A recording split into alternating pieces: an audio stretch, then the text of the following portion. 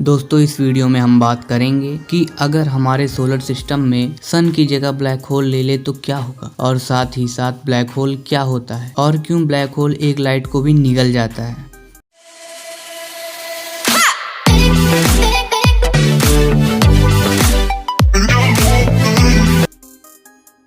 दोस्तों black hole universe के वो दानव हैं जो रास्ते में आने वाली किसी भी थिंग को अपने अंदर निगल जाते हैं, यहाँ तक कि लाइट भी उससे नहीं बच सकता।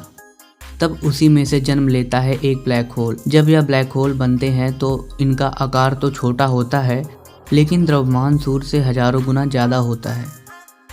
अगर आप एक चम्मच ब्लैक होल ले लें तो वो देखने में तो एक कांच की गोली जैसा होगा, लेकिन यदि आप उसे तोलें तो आपके कार या ट्रक जितना भी भार हो सकता है। एक ब्लैक होल का मास लगभग 2 × 10⁻³ किलोग्राम होता है। अगर इसे पृथ्वी से कंपेयर करें तो ब्लैक होल का मास पृथ्वी के भार से 10 लाख गुना से अधिक होगा, जिससे उसका ग्रेविटेशनल फोर्स बहुत अधिक होता है और यही कारण है कि प्रकाश भी उससे नहीं बच सकता। लेकिन प्रकाश ही क्यों? हम हर बार यह क्यों कहते हैं कि प्रकाश भी नहीं निकल सकता? क्योंकि दोस्तों हमारे यूनिवर्स में प्रकाश की गति सबसे ज़्यादा है, लगभग 3 लाख किलोमीटर प्रति सेकंड। किसी भी पार्टिकल की गति जितनी ज़्यादा होगी वो उतना ही गुरुत्वाकर्षण बल से बच पाएगा। लेकिन यहाँ लाइट की इतनी ज़्यादा गति होने के बावजूद भी जो ब्लैक होल से नहीं बच सकता, जो बताता है कि ब्लैक होल का गुरुत्व बल कितना शक्तिशाली है। लेकिन एक मिनट दोस्तों, वीडियो में आगे बढ़ने से पहले अगर आपने अभी तक मेरे चैनल को सब्सक्राइब नहीं किया है तो कर लीजिए, और वीडियो पसंद आए तो लाइक करना मत भूलिएगा।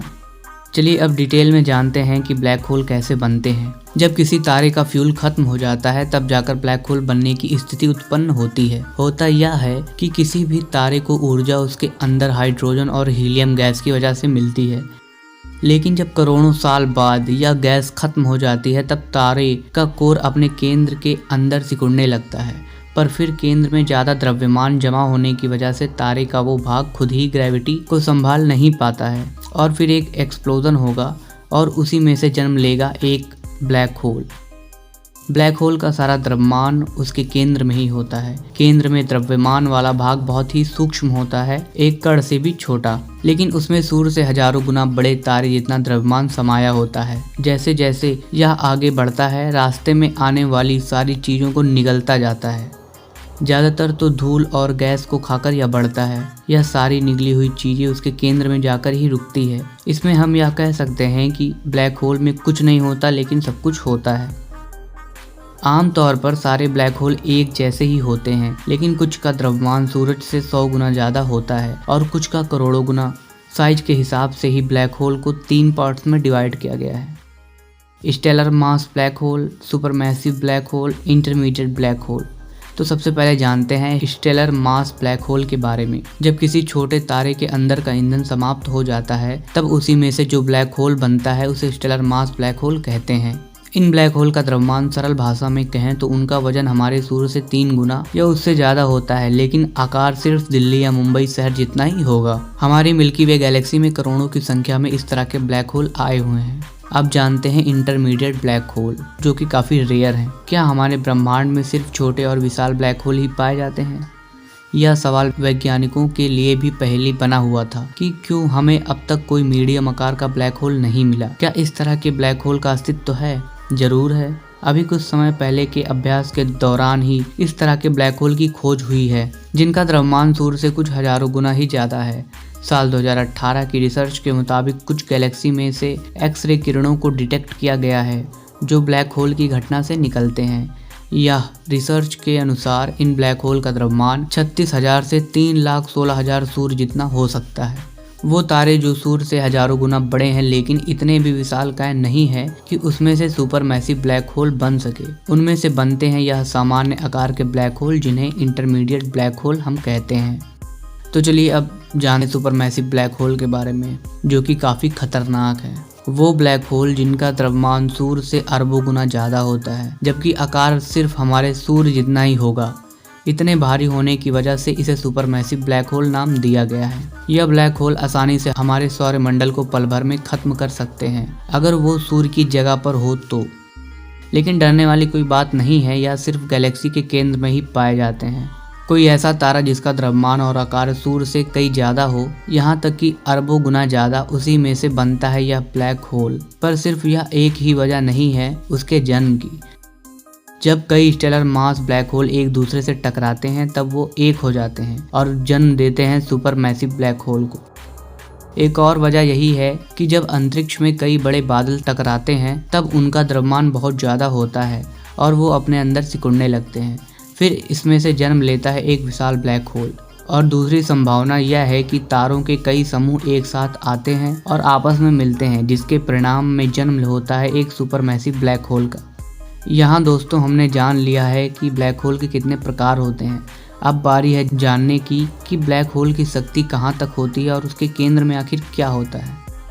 इवेंट हॉरिजॉन ब्लैक होल की एक काल्पनिक डिस्क है जो उसके चारों ओर बनी होती है। अगर कोई खगोलीय चीज इस डिस्क को पार करती है तो फिर उसका वापस आना असंभव है। वो सीधा ब्लैक होल के केंद्र में जाकर ही गिरेगी।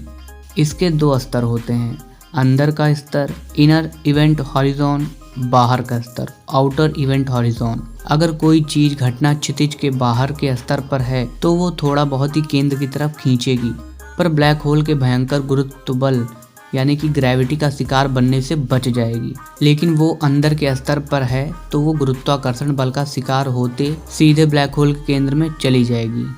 सिंगुलैरिटी ब्लैक होल के केंद्र को सिंगुलैरिटी कहा जाता है। असल में यहाँ क्या है वो किसी को पता नहीं, लेकिन कुछ थियरी की माने तो यहाँ सिर्फ एक सूक्ष्म बिंदु ही है जिसमें अनंत द्रव्यमान समाया हुआ है, या कह सकते हैं कि इसकी घनता अनंत होती है। ब्लैक होल का जो गुरुत्व बल उत्पन्न होता है वो यहीं से होता है। ब्लैक होल में गिरने वाली चीज सिकुड़कर यहाँ पर आकर ही जमा हो जाएगी। साथ ही यहाँ केंद्र में वो स्थिति उत्पन्न होती है जो ब्रह्मांड में कहीं नहीं देखने को मिलती। यहाँ पर समय और स्थान दोनों एक हो जाते हैं। ऐसा होने से ब्रह्मांड की कई सीमाएं टूटती हैं, जिसके बारे में हम आगे बात करेंगे। ब्लैक होल के समय नजदीक धीमा समय। न्यूटन के समय यही माना जाता था कि ब्रह्मांड में सब जगह समय एक साथ ही चलता है, और यह सुनने में भी तार्किक है। मान लीजिए आप अभी के समय दिल्ली हैं और आपका दोस्त जिसका नाम सोहन है वो मुंबई है। अब जब आपका 1 घंटा बीतेगा तो उतना ही समय सोहन के लिए भी बीतेगा। ऐसा कभी नहीं होगा आपके 2 घंटे बीत गए लेकिन सोहन का सिर्फ 1 घंटा ही बीता हो। पहले यही सोच पूरे ब्रह्मांड पर लागू होती थी। जैसे अगर पृथ्वी पे 1 घंटा बीतेगा तो पूरे ब्रह्मांड में 1 घंटा बीतेगा। लेकिन आइंस्टाइन की थियरी से यह बात गलत साबित हुई। अंतरिक्ष में समय गुरुत्व बल पर निर्भर करता है। अगर आप ब्लैक होल के नज़दीक हों और आपका दोस्त सोहन ब्लैक होल से दूर आपको देख रहा है तो वो आपकी हलचल को धीमा देख पाएगा, जबकि आपके लिए सब सामान्य होगा। इसी तरह अगर आप सोहन को देखेंगे तो आपके लिए उसकी प्रतिक्रियाएं बहुत तेज होंगी, जबकि उसके लिए सामान्य होगा। यह इसलिए होता है कि आप ब्लैक होल के पास हैं और वहाँ गुरुत्वबल बहुत ज़्यादा होता है, जिससे वहाँ का समय धीमा गुजरेगा। वहीं दूसरी ओर सोहन जिस स्थान पर है वहाँ गुरुत्वबल थोड़ा कम है, जिससे उसके लिए समय आपकी तुलना में ज़्यादा तेज होगा। अगर आपने हॉलीवुड की मूवी इंटरस्टेलर देखी हो तो आपको पता होगा कि उसमें वो अंतरिक्ष यात्री ब्लैक होल के नज़दीक रहे एक प्लैनेट पर जाते हैं और वहाँ कुछ ही समय बिताते हैं, लेकिन पृथ्वी पर समय कई सालों जितना बीत गया होता है। अब दोस्तों, इतना सब जानने के बाद आप सब तो समझ ही गए होंगे कि क्या होगा अगर अपने सोलर सिस्टम में सूर्य की जगह ब्लैक होल ले ले। बस कुछ ही पलों में सब कुछ खत्म हो जाएगा और सब कुछ एक ही झटके में निगल लिया जाएगा, कुछ भी नहीं बचेगा। अब कुछ आप सबको अमेजिंग फैक्ट्स बता दूं ब्लैक होल के बारे में।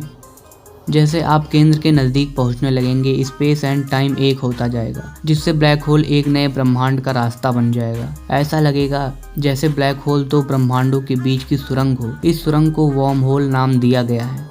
ब्रह्मांड का नियम है कि कोई भी कण या ऊर्जा को बनाया या नष्ट नहीं किया जा सकता है। तो ब्लैक होल में गई सारी चीज़ों का क्या?